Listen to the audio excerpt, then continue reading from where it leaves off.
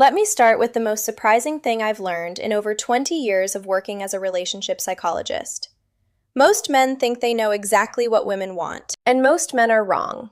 Not because they're bad partners, not because they don't care, but because nobody ever sat them down and explained it clearly. There's no manual for this. No one taught you. And honestly, most women don't even say it out loud, even when they feel it deeply. What makes this even more complicated is that many women struggle to put these feelings into words themselves. They know when something feels right. They know when they feel emotionally connected, cherished, and understood. But when asked to explain exactly why, they often pause. Not because the answer isn't there, but because much of what creates emotional intimacy happens beneath conscious awareness. It happens through moments, gestures, energy, and attention. It happens in the spaces between words. And before we go any further, I want to ask you something. Have you ever loved someone deeply and still felt like you couldn't reach them? Have you ever looked at your partner and thought, I'm trying, why does it feel like we're drifting apart? If you have, you're not alone. Thousands of people experience this every day.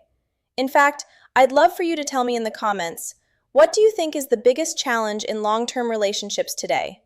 Is it communication? Emotional distance? Lack of time? Or something else entirely? Read through a few comments too, because you'll quickly realize just how many people are navigating the same struggles you are. My name is Sarah, host of What She Thinks YouTube channel. Over the years, I've sat with couples from every imaginable background. Young couples preparing for marriage, parents raising children, empty nesters trying to reconnect after decades together. Couples who looked perfect from the outside, yet felt disconnected on the inside. And despite all their differences, one pattern appeared again and again. Most relationship problems are not caused by a lack of love. They're caused by a lack of emotional safety. That's a distinction most people never fully understand. You see, when a woman feels emotionally safe, she naturally becomes more open, affectionate, playful, vulnerable, and connected. But when emotional safety begins to disappear, something subtle happens. She starts protecting herself. Not consciously, not intentionally. Her nervous system simply shifts into self-preservation mode. The fascinating thing is that emotional safety is rarely built through grand romantic gestures. It's built through small moments, tiny moments, moments that seem insignificant on the surface. A gentle touch, a reassuring glance, a hand resting quietly nearby, a moment of genuine attention. These are the things that tell the nervous system, you're safe here. And when a woman feels safe, she flourishes. I remember speaking with a woman I'll call Linda. She was 54 years old and had been married for nearly 3 decades. During one session, she looked at me and said something that completely stopped me in my tracks. She said, "My husband still tells me he loves me every day, but I haven't felt loved in years." Think about that for a moment. The words were there, the intention was there, the commitment was there, yet something essential was missing. When I asked her what she meant, she became emotional. "He says he loves me," she said, "but he never slows down enough to connect with me anymore. Everything feels rushed. Even affection feels rushed." That sentence contains a profound truth. Women often experience love through presence. Not perfection, not performance. Presence. The feeling that someone is fully there. And that's exactly why the 7 areas we're discussing today matter so much. Not because they're magical, not because they're secret, but because they create opportunities for presence. Opportunities to communicate care without saying a single word. Now, before we get into the first one, I want to make something crystal clear. This isn't about manipulation. It's not about using psychology to get something. It's not about learning techniques to create a specific outcome. Women are incredibly intuitive. Most can sense the difference between genuine care and strategic behavior almost immediately. What we're talking about today is something entirely different. We're talking about expressing affection in ways that resonate deeply with the female nervous system. We're talking about slowing down enough to make someone feel truly seen. And that begins with the first place, the back of the neck, right at the base of the hairline. Most men overlook this area completely, but psychologically speaking, it's one of the most emotionally significant regions of the body. Think about what happens during a stressful day. Deadlines, responsibilities, family obligations, financial concerns, mental load. For many women, stress accumulates physically in the neck and shoulders. It's where tension settles. It's where emotional pressure quietly lives. Now imagine this. Your partner has had a difficult day. Nothing dramatic, just exhausting. The kind of day that leaves her mentally drained. She's standing in the kitchen, or sitting on the couch, or reading quietly. You walk over. You place two fingertips gently at the base of her neck. No agenda, no expectation, no rush, just warmth, just presence. Something remarkable happens. The body interprets safe touch differently than most people realize. When touch feels safe, predictable, and caring, the nervous system begins to relax. Breathing deepens, muscles soften, stress signals reduce, trust signals increase. But here's the important part. It's not the physical contact alone, it's the emotional meaning attached to it. The message becomes, I see that you're carrying something. I'm here. You don't have to hold everything by yourself. Many women describe this experience as feeling emotionally exhaled, like finally putting down a heavy bag they've been carrying all day. One husband I worked with started doing this every evening after work. Nothing elaborate, 5 seconds, sometimes 10. A few weeks later, his wife said, "It's strange. I don't know what changed, but I feel more connected to him lately." He hadn't changed his words. He hadn't planned expensive dates. He hadn't transformed his personality. He had simply become more present. And presence changes everything. Now let's talk about the second place, the area between the shoulder blades. This region holds tremendous emotional symbolism. In many ways, it's the part of ourselves we cannot easily reach. It's vulnerable. It's exposed. It's where we metaphorically carry burdens. Imagine someone standing behind you and placing a warm hand gently between your shoulder blades. Not pushing, not directing, not controlling, simply resting there. The emotional message is powerful. It says, I've got your back, literally and emotionally. Many women spend their lives taking care of everyone else. Children, parents, partners, coworkers, friends. They're often the emotional anchor for entire families. But who supports the person supporting everyone else? That's why this gesture can feel surprisingly emotional. For some women, it creates a sense of relief they didn't even realize they needed. I remember a couple who had been married for 38 years. They weren't fighting, they weren't in crisis, but they described themselves as roommates. Friendly roommates, polite roommates, disconnected roommates. During one exercise, I encouraged the husband to spend 1 week practicing simple, non-sexual touch. One evening, he walked up behind his wife while she was washing dishes and simply rested his hand between her shoulder blades. No words, no expectation. A few seconds later, she covered his hand with hers. That moment became the beginning of rebuilding emotional intimacy. Not because the gesture itself was extraordinary, because the meaning behind it was. Now I want you to think about your own relationship. When was the last time you communicated support without speaking? When was the last time your partner felt your presence rather than simply your proximity? Those are very different things. Many people live together. Far fewer truly connect. And connection is built one moment at a time. Let's move to the third place, the hands. Now I know this sounds almost too simple. Holding hands? Really? But stay with me, because this is where things become fascinating. Human hands are incredibly expressive. They comfort, create, protect, nurture, communicate. A woman's hands often tell the story of her entire life. They've held babies, prepared meals, written messages, comforted friends, worked hard, given endlessly. Yet most couples stop truly holding hands after the early stages of a relationship. It becomes mechanical, automatic, absent. What many women miss isn't physical touch itself, it's mindful touch. There's a huge difference. Imagine absent-mindedly grabbing someone's hand while checking your phone. Now imagine sitting quietly and tracing your thumb slowly across her palm, completely present, completely attentive. Those experiences feel entirely different. One says, I'm touching you. The other says, I'm with you. And women notice that difference, far more than most men realize. A woman once told me, when he holds my hand like he actually means it, I feel closer to him than during an expensive vacation. Think about that. An expensive vacation costs thousands. Presence costs attention, and attention is often the rarer gift. Here's a simple exercise I'd love for you to try. The next time you're sitting together, take her hand, slow down, notice the texture of her skin, trace your thumb across her palm, across each finger. No conversation required, No destination, just connection. You may be surprised by the response, not because it's dramatic, because it's genuine. And genuine moments are becoming increasingly rare in today's distracted world. Now let's talk about something deeper, because what we've discussed so far reveals a larger truth. Women are not simply responding to touch, they're responding to meaning. Every gesture asks a question. Am I important? Am I seen? Am I valued? Am I safe? And the answer isn't delivered through words alone. It's delivered through consistency, through presence, through attention. That's why the next place we're about to discuss is so powerful, because it speaks directly to one of the deepest emotional needs a woman has. The need to feel noticed, not looked at, not observed, not evaluated, noticed.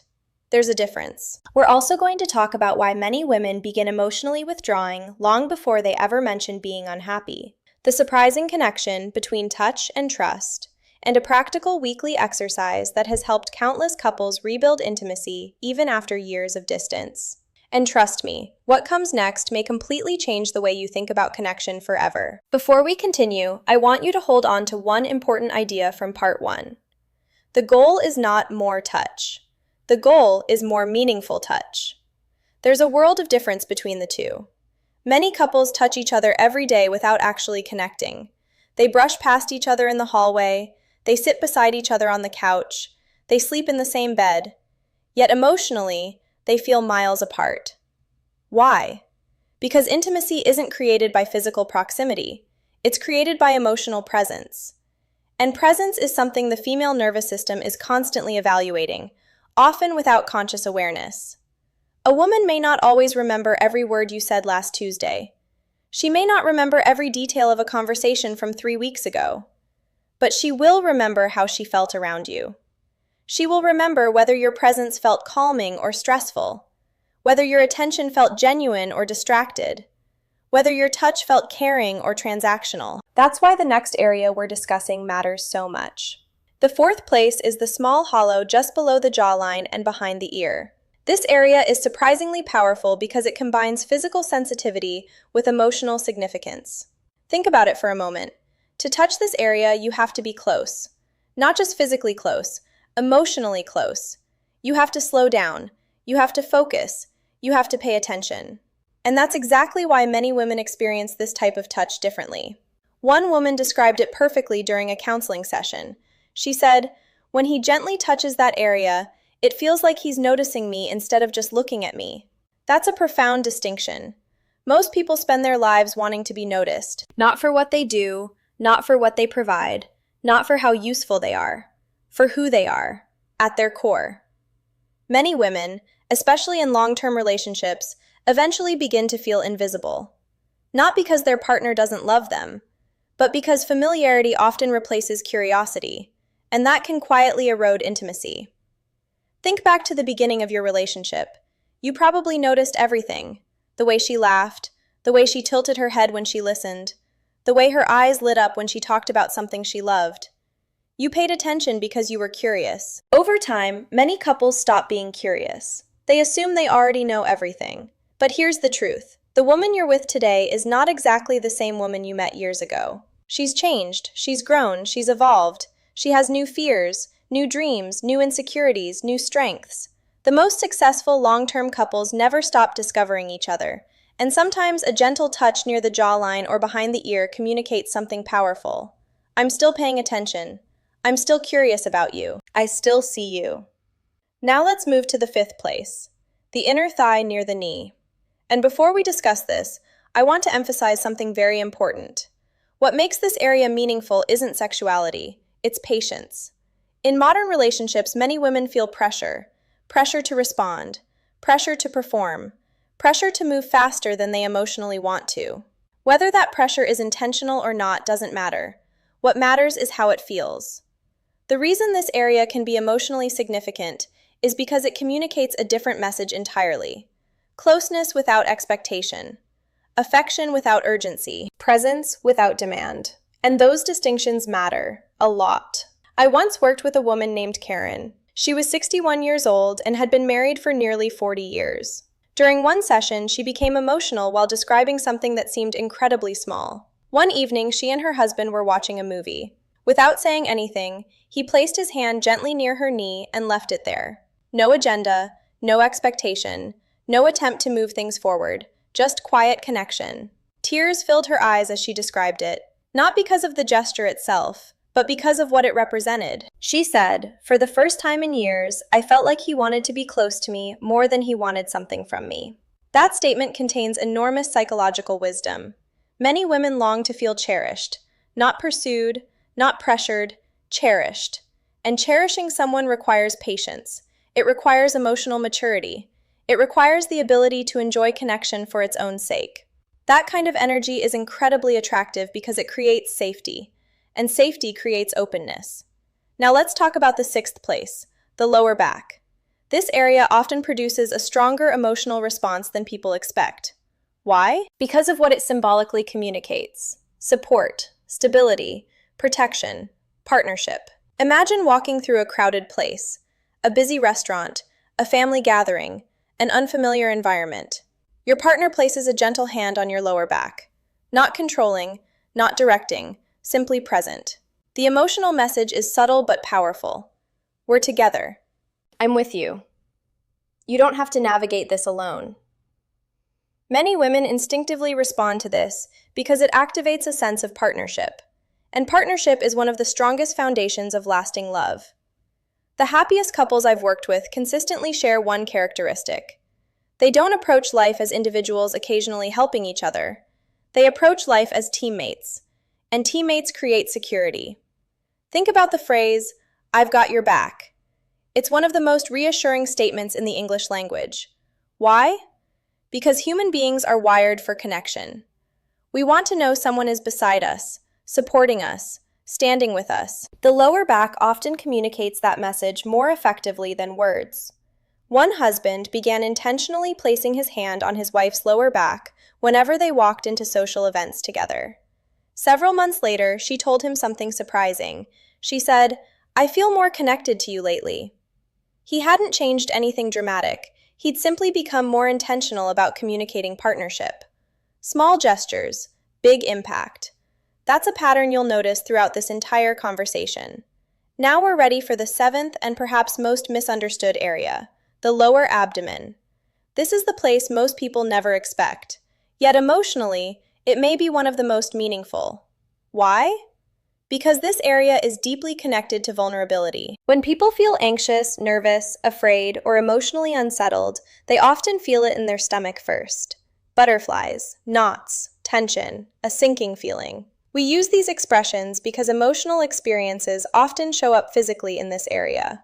The lower abdomen is connected to our sense of safety, grounding, and emotional regulation. When a woman allows someone into that space emotionally, she's often allowing them into a very vulnerable part of herself. That's why intention matters so much. A gentle, respectful hand placed there without urgency communicates something powerful.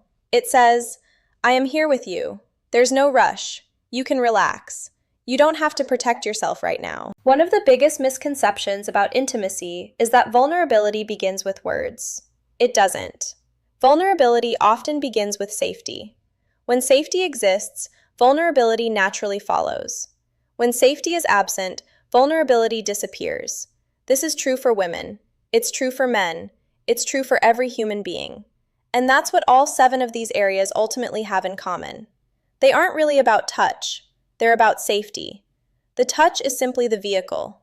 The destination is emotional connection. Now I want to share something that may completely change how you view relationships. After decades of studying couples, I've noticed that relationships rarely fall apart all at once. Most relationships drift apart slowly, quietly, almost invisibly. 1,000 tiny missed moments.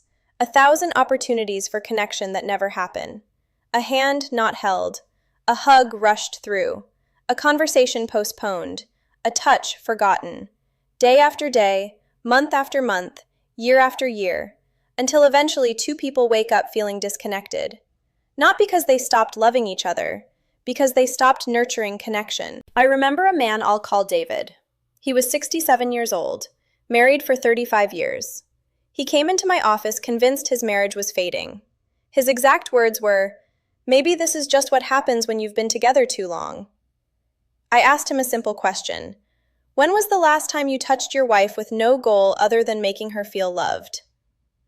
The room became very quiet. He stared at the floor. Then he looked up and said, I honestly don't know. That answer changed everything. Over the following weeks, he started practicing intentional connection. Nothing dramatic. A hand on her shoulder, holding her hand while talking, touching the back of her neck while she read, standing beside her with no distractions, no agenda, no expectation, just presence. A few months later, he returned with tears in his eyes. He told me, she said she feels like I'm back. Think about that. Not richer, not younger, not more successful. Back. Sometimes that's what women are really longing for. Not a different partner. The partner they once felt connected to. The partner who used to notice. The partner who used to slow down. The partner who used to be fully present. And here's the beautiful part. That person can come back. At any age, at any stage of the relationship, it's never too late. I've seen couples in their 70s rebuild emotional intimacy. I've seen marriages recover after years of distance. I've seen partners who felt invisible begin feeling cherished again. Not because of grand gestures, because of consistent ones. So let me give you a simple challenge. For the next 7 days, choose one moment each day. Just one. Turn off distractions, put down the phone, slow your mind, and offer one intentional gesture of connection. Hold her hand, touch the back of her neck. Rest your hand between her shoulder blades. Stand beside her. Be present. That's it.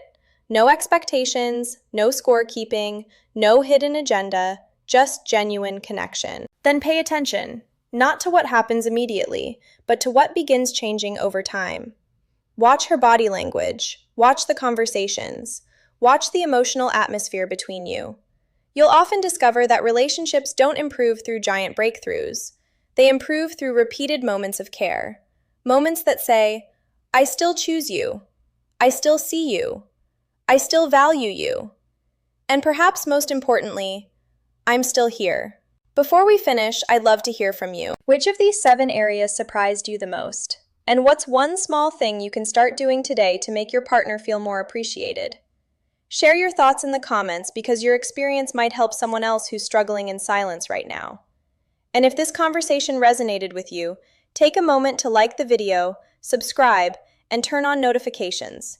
Every week, we explore the psychology of relationships, emotional connection, attraction, communication, and the subtle dynamics that shape how women think and feel. Most importantly, remember this. The strongest relationships are not built through perfection. They're built through attention. They're built through consistency. They're built through thousands of moments where 2 people choose to reach toward each other instead of away from each other. Love rarely disappears overnight, but connection can be rebuilt one moment at a time. One touch, one conversation, one act of presence. One choice to slow down and truly see the person standing right in front of you. And sometimes, that simple choice changes everything.